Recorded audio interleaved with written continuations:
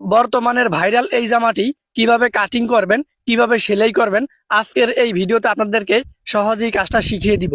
মাত্র 5 গজ কাপড় দিয়া এমন একটি জামা তৈরি করা যায়, আমি নিজেও আগে জানতাম না। এই জামাটি তৈরি করার পর আমি ভাবলাম যে এই জামাটি ভিডিও বানিয়ে আপনাদের মাঝে যদি আপলোড করি তাহলে আপনাদের অনেক উপকার হবে। দেখেন, আমি এই জামাটি এমন সিস্টেমে তৈরি করব যেটা একদম নতুন ডিজাইনের জামাটি হবে। এই জামাটি তৈরি করার জন্য 2.5 হাত বহরের মাত্র 5 গজ পরিমাণ কাপড় নিতে হবে। দেখেন, আমি মাত্র 5 গজ কাপড় নেওয়ার পরে কাপড়টাকে আমরা প্রথমে 2 পার্টে ভাঁজ করে দিব। এরপরে কাপড়টাকে আমরা 4 পার্টে ভাঁজ করে দিব। দেখেন, কাপড়টাকে 4 পার্টে ভাঁজ করে দেওয়ার পর প্রথমে এখান থেকে আমরা 30 ইঞ্চি পরিমাণ লম্বা একটা কাপড় কেটে নিব। দেখেন, আমরা একটা দাগ দেওয়ার পরে এই দাগ থেকে আমাদের 2 ইঞ্চি পরিমাণ আরো বাড়তি নিতে হবে। দেখেন, আমরা বাড়তি যেই দাগ দিয়েছি এই দাগ বরাবর কাপড়টাকে কাটিং করে নিব।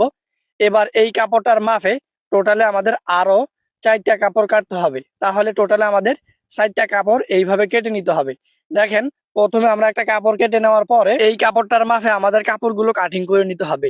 যারা আমাকে অনেক অনেক ভালোবাসেন, এই ভিডিওর কমেন্টে আমি ইউটিউব চ্যানেলের লিংক দিব, আমার ইউটিউব চ্যানেলটি সাবস্ক্রাইব করে দিয়ে আসবেন। দেখেন, আমি এইভাবে কিন্তু প্রথমে একটি কাপড় কেটে নিব। একটি কাপড় কেটে নেওয়ার পর এই কাপড়টার মাপে আমাদের 4টি কাপড় কেটে নিতে হবে। এরপর কাপড়টাকে আমরা 2 পার্টে ভাঁজ করে এইভাবে বিছিয়ে দিব।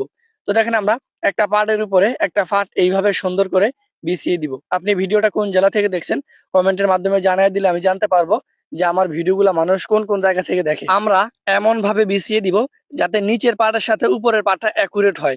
আপনারা ভিডিওতে ভালো করেই দেখতে পারতেছেন, আমি একটা পার্টের উপরে একটা পার্ট এইভাবে সুন্দর করে বিছিয়ে দিলাম। এখানে যদি আপনারা একটা জিনিস ভালো করে লক্ষ্য করেন, আমি আটকানো সাইডটাকে কিন্তু এইভাবে কেটে খুলে দিয়েছি। তো সামনের পার্টটা যেহেতু খোলা আছে, এটাকে আটার দরকার নাই।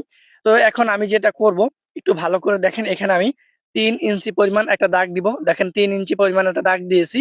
এবার এই দিকেও আমাদের 3 ইঞ্চি পরিমাণ একটা দাগ দিতে হবে। তো এই পাশের কোনায় 3 ইঞ্চি, এই পাশের কোনায় 3 ইঞ্চি একটা দাগ দিয়ে এই কোনা থেকে এই কোনাতে আমাদের ফিতা এইভাবে বসায় দিতে হবে।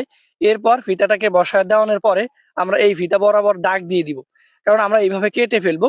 তো দেখেন, আমরা শেপ কাট বসিয়ে দাগটা আমরা এই দিকে নিয়ে আসবো। আশা করি আপনারা বুঝতে পারতেছেন। তো দেখেন, আমি দাগ দেওয়ার পরে এই দাগ অনুযায়ী আমি কাপড়টাকে কাটিং করে নিব।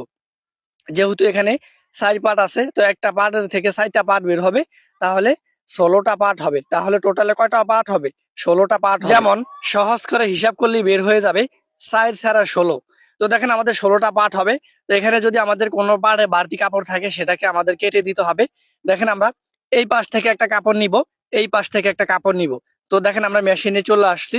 আসার পর যে 2টা কাপড় নিয়েছি, একটা কাপড়ের উপরে একটা কাপড় এইভাবে বসানো থাকবে। আমরা উপর থেকে নিচে